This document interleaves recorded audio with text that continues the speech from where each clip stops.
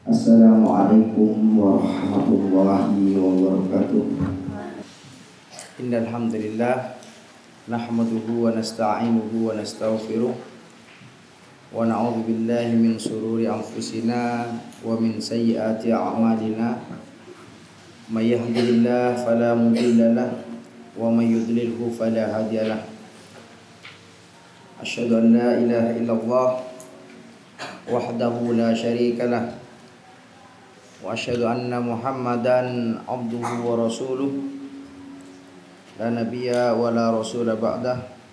Salawatullah wa salamu alaihi wa ala sairil anbiya'i wal mursalin wa ala alihi wa ashabihil muqarrabin, amma ba'du. Silakan dibuka seperti yang disebutkan tadi. Kalau sudah ketemu kita baca bersama. Qala al-muallifu rahimahullah, Syekh Abu Bakar Jabir Al-Jazairi, qaulullahi azza wa jalla, a'udzu billahi minasy syaithanir rajim.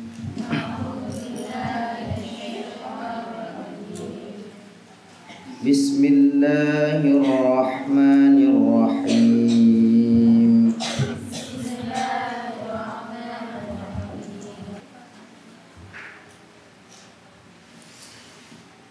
Was'alhum 'anil qaryati allati kanat hadiratal bahri id ya'duna fis sabr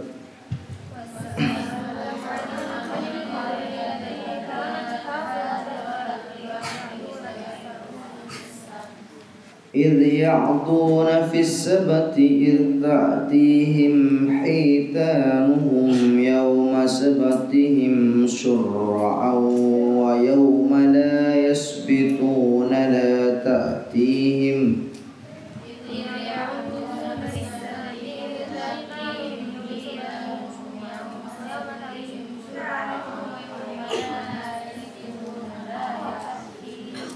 Kadzalika nabluhum bima kanu yafsukun.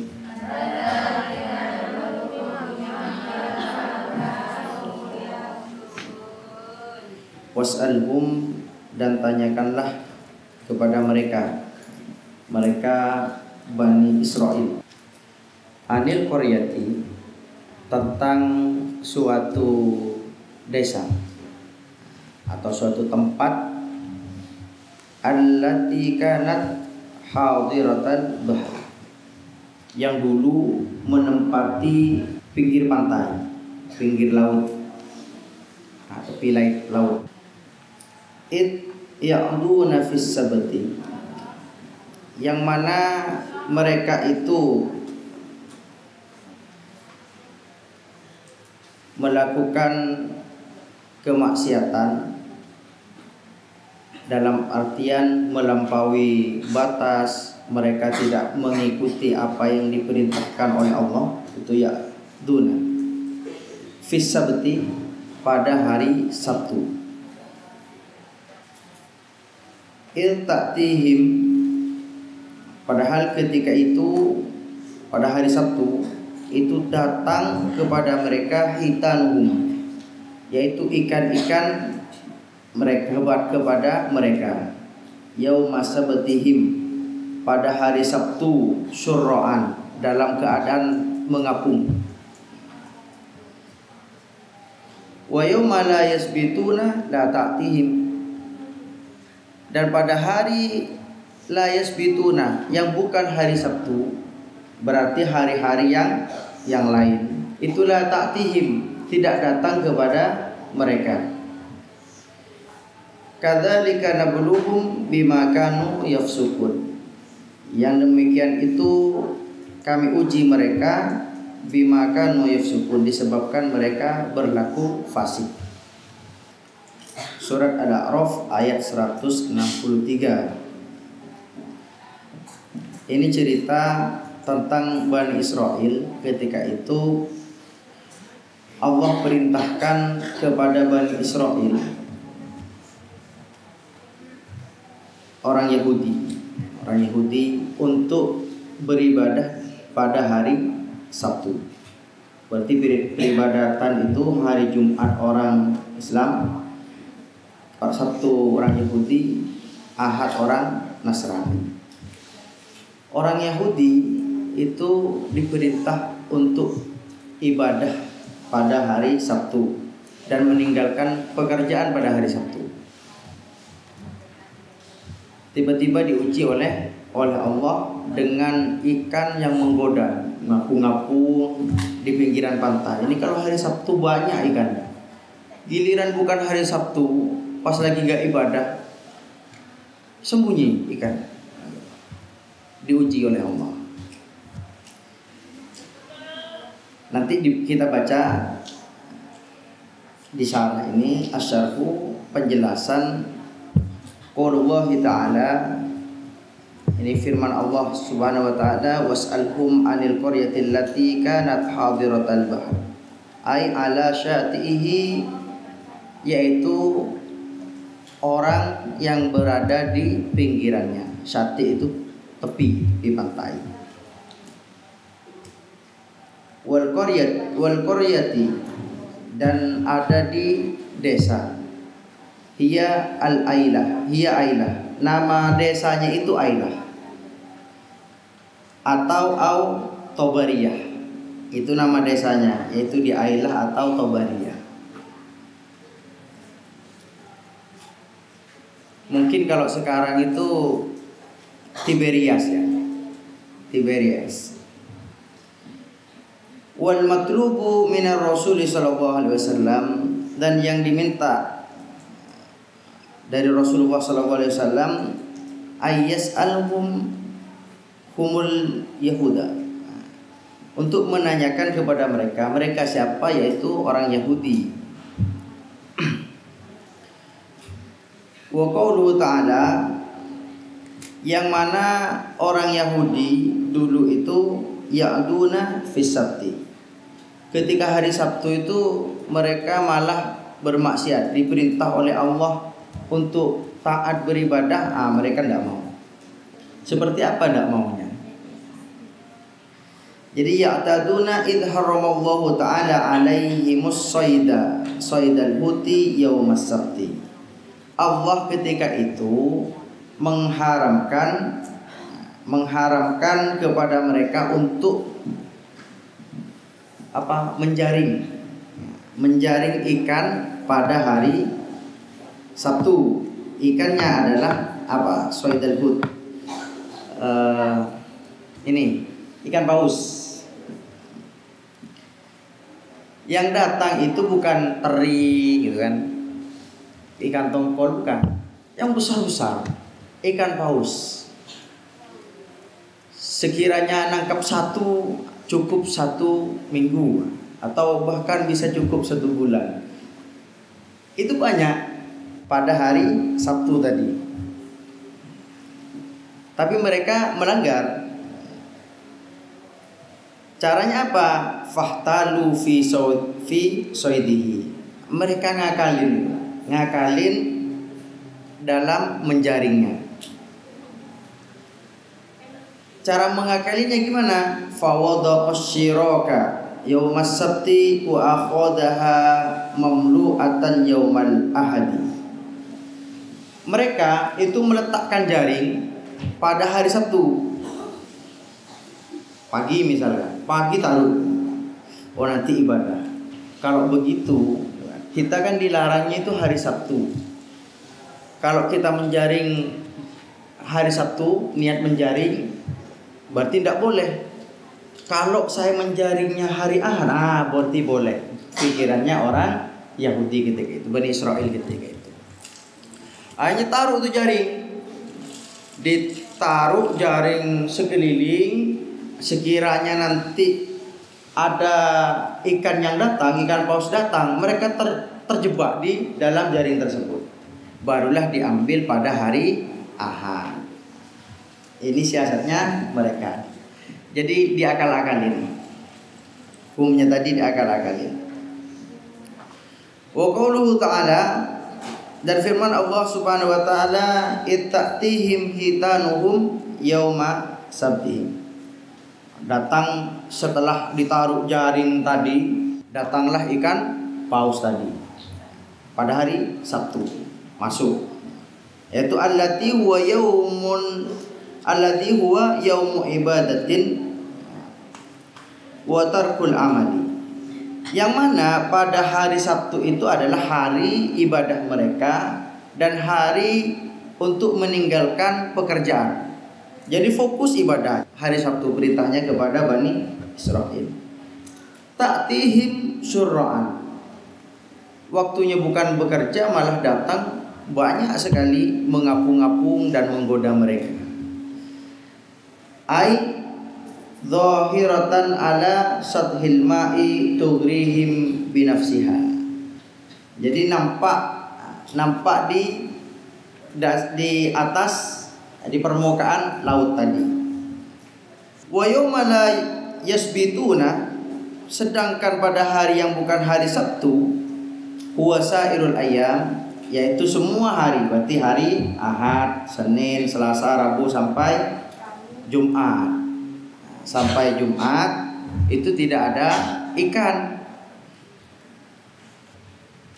La ta'tihim zahiratan bikasratin, ketika hari-hari yang lain malah tidak ada yang datang, tidak nampak seperti biasanya. Wa hadza min ibtila'illahi ta'ala lahu.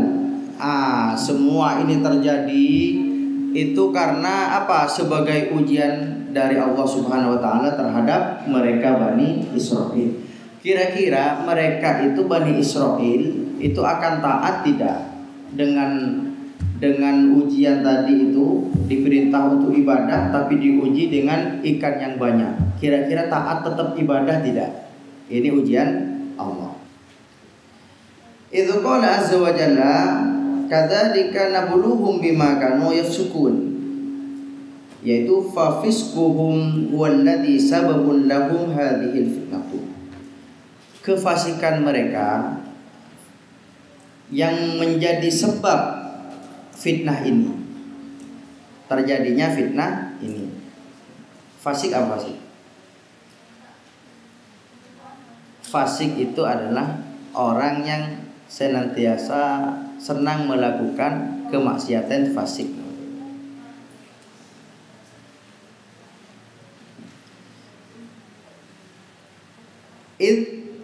Ma min maksiatin illa bidzambin, yang mana tidak ada ma min musibatin illa bidzambin, tidak ada suatu musibah yang menimpa kepada suatu kaum atau kelompok orang melainkan disebabkan dari dosa yang mereka perbuat. Jadi Allah tidak akan mendatangkan musibah kalau bukan karena dosa-dosa yang mereka lakukan.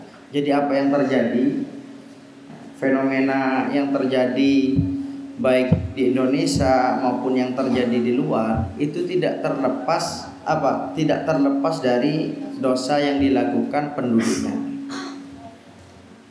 Terutama yang kita sering lihat yang terjadi di Indonesia. Di Indonesia sama, banyak gempa, tsunami, gunung meletus, longsor. Itu semata-mata adalah musibah yang Allah timpakan, yang tidak lain disebabkan dosa sebagian, walaupun tidak semua, mungkin sebagian dari mereka. Tapi sebagian ini yang menjadi sebab terkenanya semua. Yang baik, yang beriman, yang bertakwa itu kena sama orang-orang yang bermaksiat. Walaupun terkadang yang bermaksiat itu hanya segelintir orang saja. Dan walamma hadasa hadzal fisqu fihim inqasamu salasata firaqin. Ketika sudah terjadi kefasikan ini, melakukan dosa terus kemaksiatan ini, ada 3 kelompok ketika itu. Kelompok yang pertama, firqatun angkarat hadzal ihdiyali ala saidi wa huwa muharramun alaihim yaumas sabti. Kelompok yang pertama adalah kelompok yang mengingkari. Mereka tidak mau untuk menaruh jaring pada hari Sabtu. Tetap kokoh dengan apa yang telah disampaikan oleh nabinya, yang diperintahkan oleh Allah, yaitu untuk tetap beribadah pada hari Sabtu. Dan bahkan mereka tidak mau meletakkan jaring, dan melarang mereka yang meletakkan jaring tadi untuk tidak menjaring pada hari Sabtu.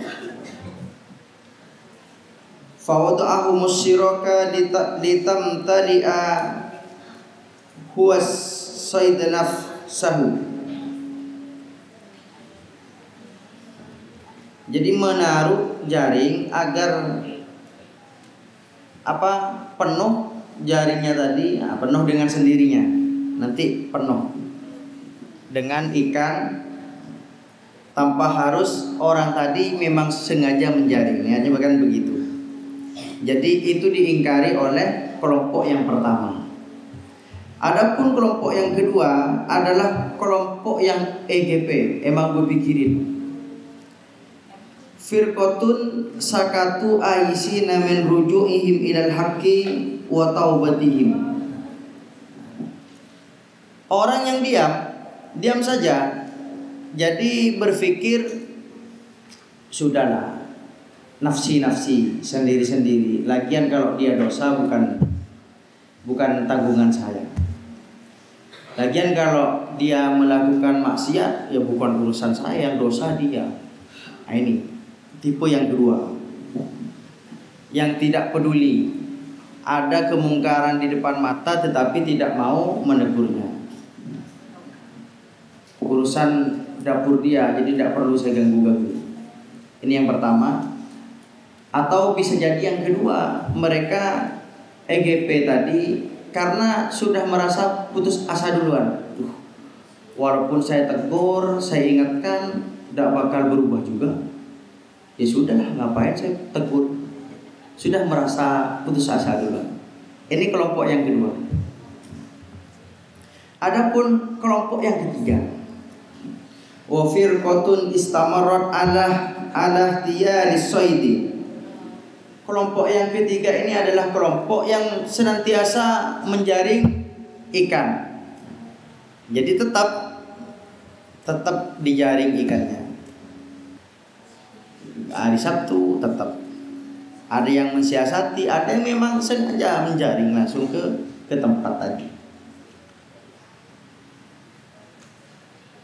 Puasa kata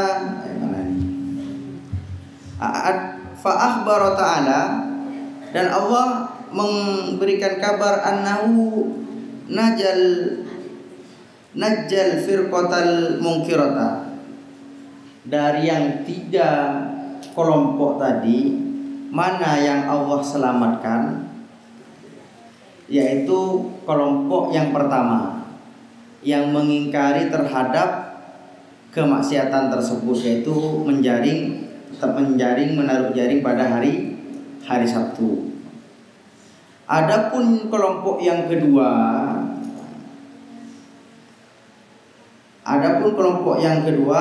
itu Allah binasakan, Allah adab mereka. Kelompok yang kedua dan ketiga, baik yang mendiamkan atau yang melakukan. Jadi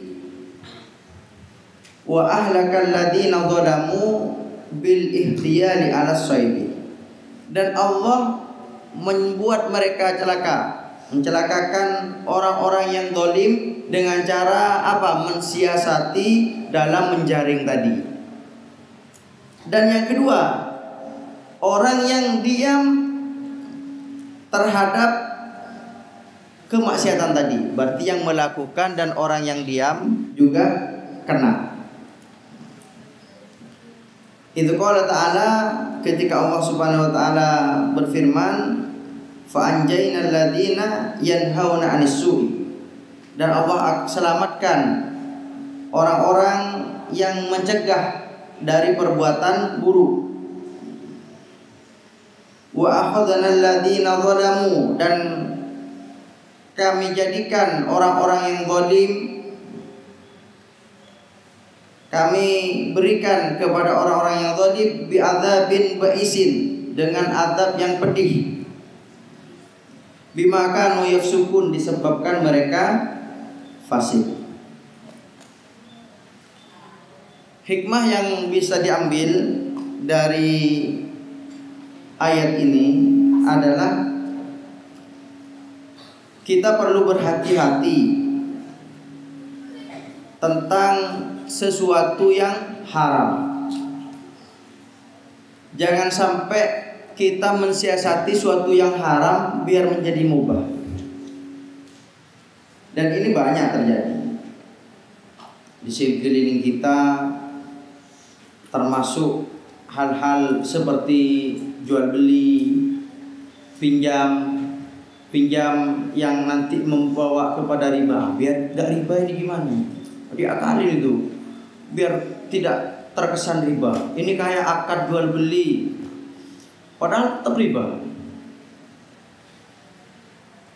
Dan mungkin tidak perlu disebutkan seperti apa bentuknya, tapi itu sudah terjadi dan mungkin kita sudah pernah tahu. Termasuk yang lainnya, diakalin biar terasa tidak haram. Mengakal-ngakali seperti ini tidak boleh. Bahkan kalau tadi Allah akan menjadikan ia celaka, sebagaimana yang telah terjadi kepada Bani Israel.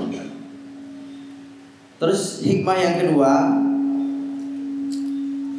bahwa fasik, ini yang tadi yang saya tanyakan, fasik bi annal fisqa itu adalah kemaksiatan kepada Allah dan Rasulnya dengan cara apa? Dengan meninggalkan yang wajib dan melakukan yang haram. Dan semua itu, kefasikan akan menjadi sebab Allah memberikan bala kepada mereka,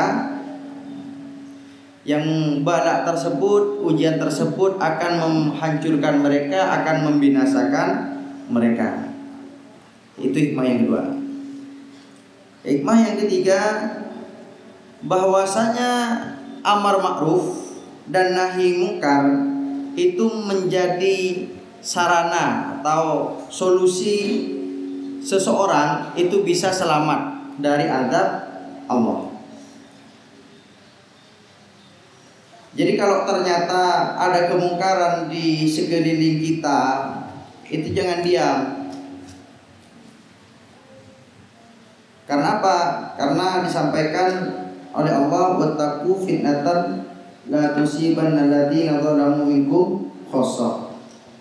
Hendaklah kalian takut terhadap fitnah yang tidak hanya menimpa kepada orang yang zalim di antara kamu saja, tapi kamu yang tidak menasihati dia karena zalim, karena tetap bermaksiat, akan kena juga. Jadi kalau gempa, satu imarah itu flat, satu gedung itu kan banyak, itu rumahnya banyak. Di situ mungkin ada sebagian yang suka bermaksiat terus, sebagian saja itu. Tapi dikarenakan yang beriman sebelahnya, sampingnya nggak mau negur, dibiarin aja. Akhirnya apa? Ketika gempa kayak yang terjadi mungkin di Turki, robohnya langsung satu gedung roboh semua. Dan yang kena akhirnya apa? Yang beriman kena, yang bertakwa kenanya semua. Tidak hanya orang yang bermaksiat saja. Karena itu yang disampaikan oleh Allah sudah. Sama seperti tsunami. Setelah melakukan hura-hura, pesta-pesta, gitu kan, malam tahun baru, macam-macam. Di sana juga banyak orang-orang yang beriman, yang beribadah, tapi kena juga imbasnya. Gara-gara apa? Mereka yang bermaksiat tidak dijaga. dan tidak memerintahkan kepada yang makruh. Itu hikmah yang ketiga. Dan yang keempat, diam terhadap kemungkaran dengan dalih atau alasan ya sudahlah, kalau mereka tidak soleh, tidak melakukan kemaksiatan, mereka juga yang akan mendapatkan azabnya. Dia tidak akan selamat dari azab. Maka justru orang seperti inilah yang juga tidak akan selamat dari azab Allah.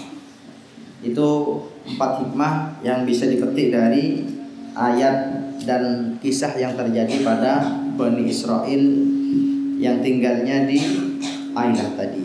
Semoga bermanfaat untuk kita semua. Kita tutup dengan doa kafaratul majlis. Subhanakallahumma wa bihamdika asyhadu an la ilaha illa anta astaghfiruka wa atubu ilaik. Assalamualaikum warahmatullahi wabarakatuh. Allahumma shalli wa sallim wa barik ala nabiyyina Muhammad.